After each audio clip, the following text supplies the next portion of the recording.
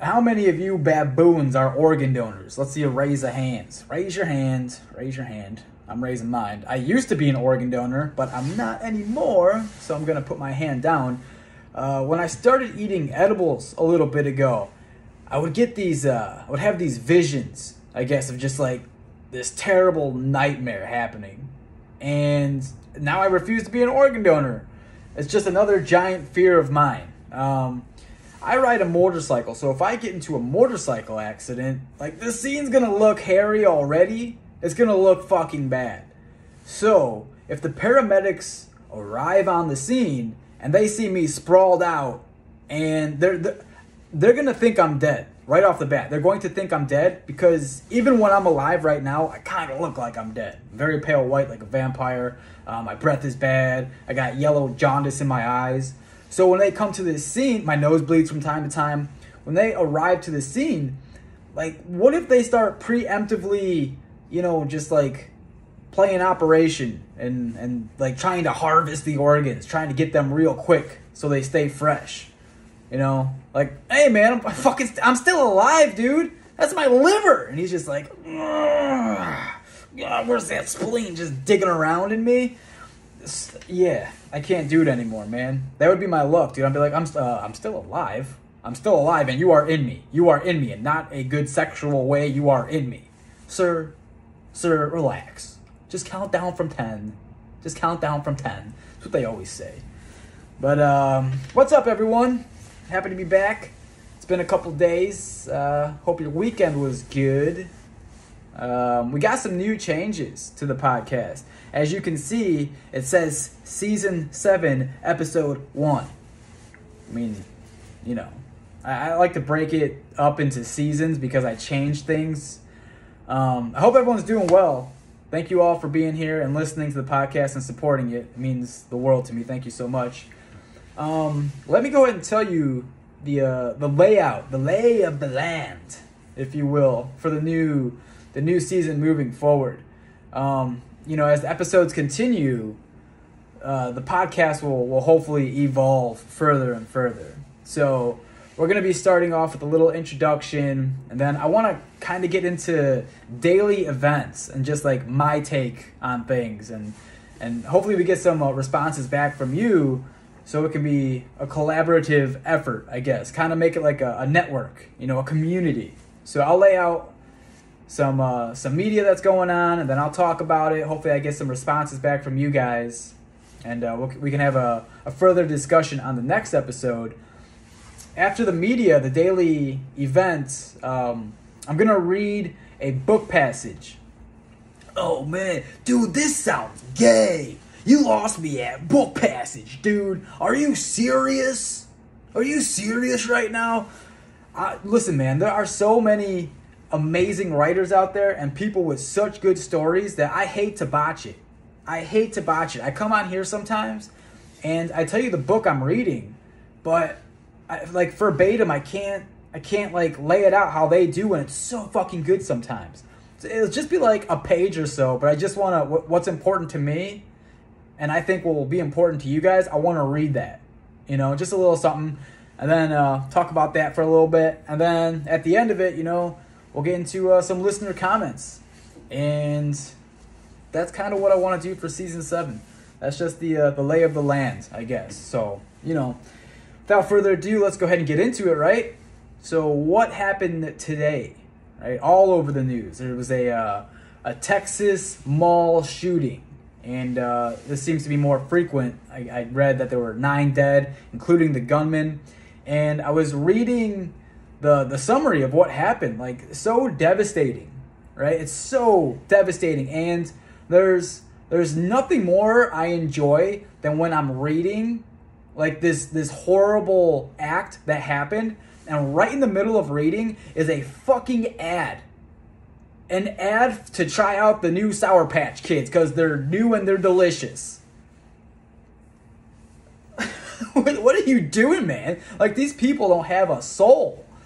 Right in the middle of reading about like the horrific scene and what these family members are probably going through, and what the people who survived, like the PTSD they're gonna have, and all of a sudden I see Try our new Sour Patch Kids because they're delicious. Click here for a 10% discount. How many of you guys see that shit? When you're reading something and then all of a sudden an ad pops out. Dude, it's crazy. It's getting ridiculous, man. We're just consumers. It bothers the shit out of me. Good Lord. But let's move away from that. I took the liberty and I looked at some stats because I was really curious about this. I wanted to look at the stats for texting while driving, and then I wanted to see what the stats were for mass shootings. You know, because I feel like both of these could be prevented. It's such a horrible way to go. Like, these can be prevented. And I was like so shocked when I saw the statistics. So do you think that there would be more mass shooting deaths? Like deaths, not people that got shot and survived, but actual deaths. Do you think there are more mass shooting deaths? Or do you think that there are more texting while driving deaths? What do you think? I'll give you a second to kind of ponder that in your head. It's actually quite stunning. So there are 400 deaths per texting and driving. And in 2022, there have been 637 deaths in mass shootings. I thought it was going to be the deaths in texting while driving kind of by like a fairly large margin than these mass shootings. But no, the mass shootings up by a couple hundred with the texting and driving. That's fucking crazy to me, man. That is such a sad way to go, man. Just for both, dude. Texting, like you're looking down, like why couldn't you just wait, dude? And we're all so addicted to our phone. Like I would be a liar if I said I didn't do that. Of course I do. But the place I don't do it is on my motorcycle. I think, dude, I wish we still had, like, I wish everyone had to learn manual, like, stick shift cars. There is no way in hell you can text message while doing that, while operating that vehicle. Like, cars are getting way too easy to drive. They fucking drive themselves now, man. And until that is mastered, like, dude, people are getting way too comfortable, right? And they'll just, like, be fucking watching a movie, watching Ocean's 11, 12, and 13 while partially driving. And then I have to worry while I'm on my motorcycle if this person's, like, paying attention to the road or not. So, I don't know, man. I was thinking, like, is there a way that you can just, like, deactivate the phone when people get into their car? Like, there's this, like, field around it that just, like an EMP, right? Just, like, turns it off, turns your phone off. Like, you can't use it while you're driving. Fucking drive, but then you need GPS, and there's, like, a whole bunch of shit. It's a complicated situation, man. I'd love to know if anyone has some thoughts on that, like how to mitigate these deaths per texting driving. I'm sure you guys are smart. I've been pondering it, but I don't know. It's complicated. It's very complicated. But as far as the mass shootings, dude, 637 deaths, and please feel free to hit me up and let me know what you think about guns or think about what's going on in the current day and age. 847-219-2714 or thecuriositychamber@gmail.com. Let's open it up to the community. I really want to hear from you guys. But what I was thinking about these mass shootings, that there needs to be psychological testing before getting a gun. That should be a no-brainer. Like, there should be in-person evals, because from looking at the majority of shooters, dude, you just be like, yeah, okay, you can see something is like a little off. Why the fuck does this person have a gun, right? So I was pondering this idea, dude. If you brought them, like, people that buy a gun or that are applying for their FOID card, and you brought them into a room and kind of have like this, basically a podcast, scenario, like that kind of layout, like a long conversation, like a long drawn out conversation. I'm sure like answers will be revealed that need to be revealed, and whether this person should be able to own a gun or not. We should start implementing that, a podcast type interview, and then implement these into like real real world cases. You know, you can give fake answers on a personality test. You know, like 30 questions standard about a personality test. You can completely fake that.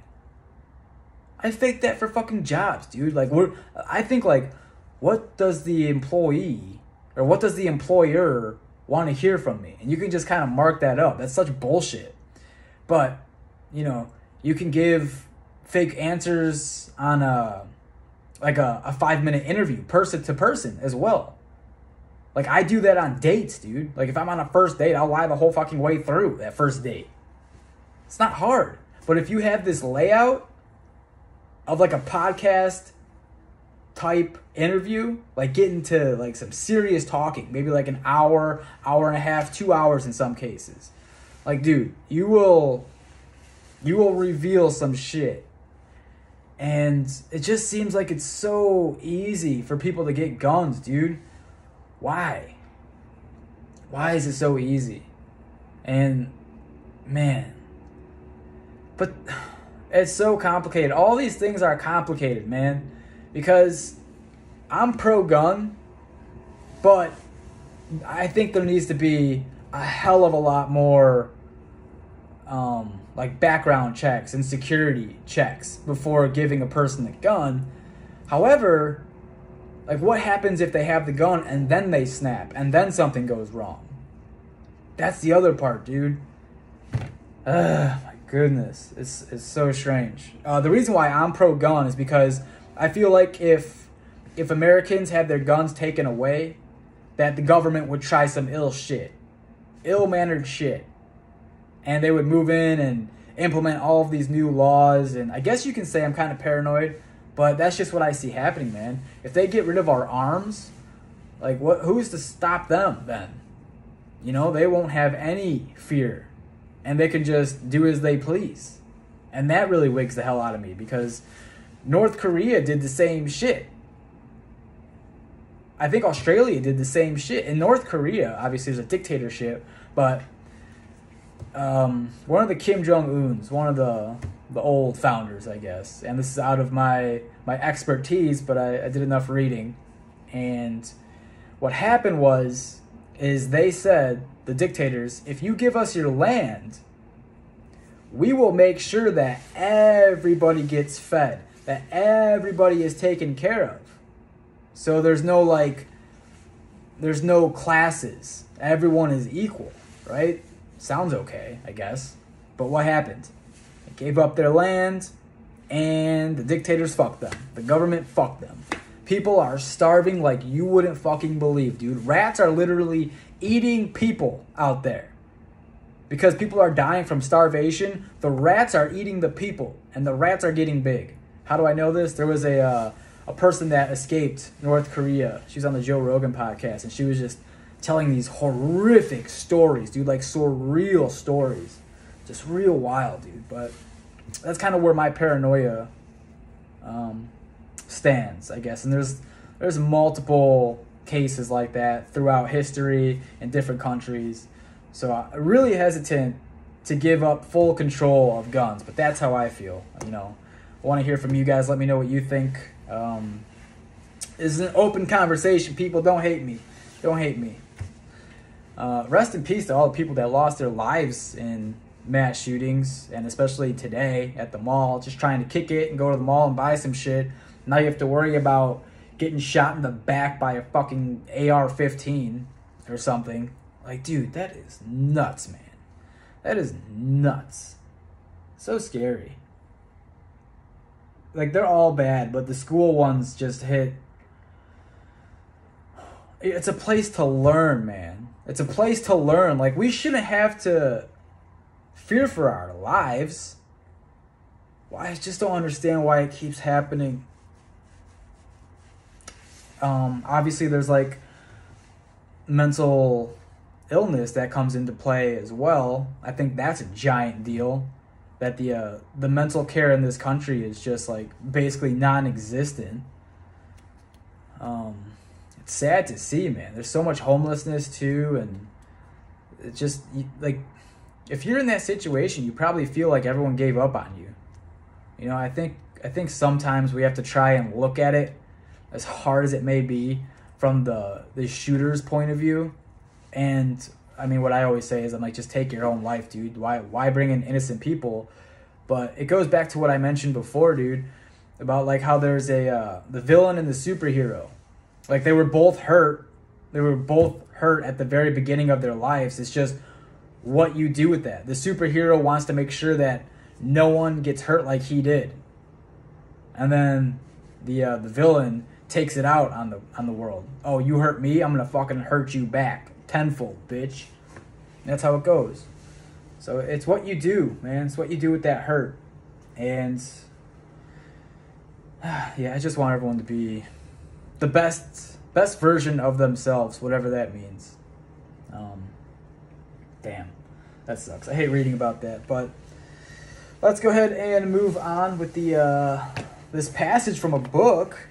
I've been mentioning this one for a little bit, and shout out to my friend Father Bach.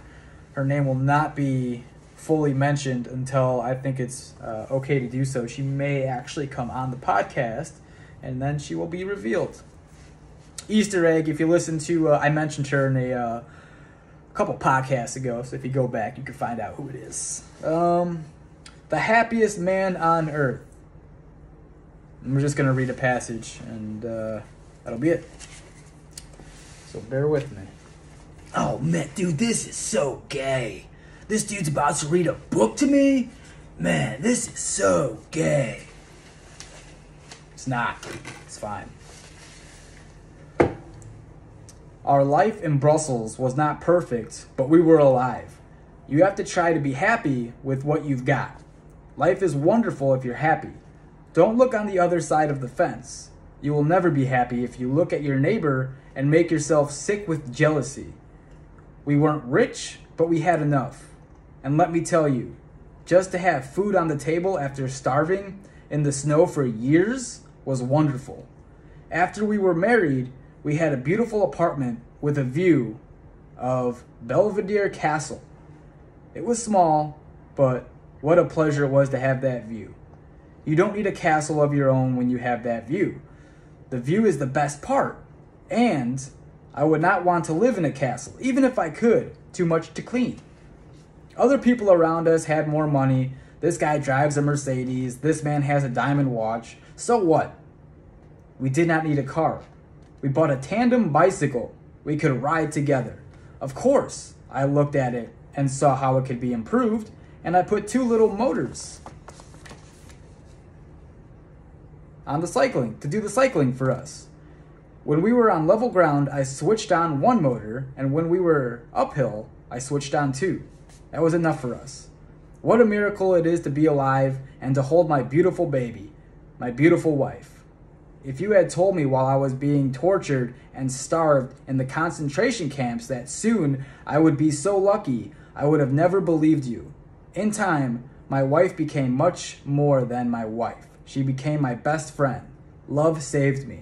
My family saved me. It's just beautiful, man. That guy was fucking in a concentration camp on death's door. Saw his family die. His mom, his dad. Literally saw them being taken away to the crematory. Horrible. God, so I hope those words mean something to you. They mean a lot to me. And, you know, the other portion of this is reading viewer comments, but we'll save that for next time. Hope everyone's doing well. Thank you so much for listening, and I love all of you. Appreciate it. Everyone have a great start of your week. Tomorrow's Monday, and I hope that story and this new layout of the podcast isn't too boring. All right? We're going to try it. All right. Everyone, peace out. Thanks.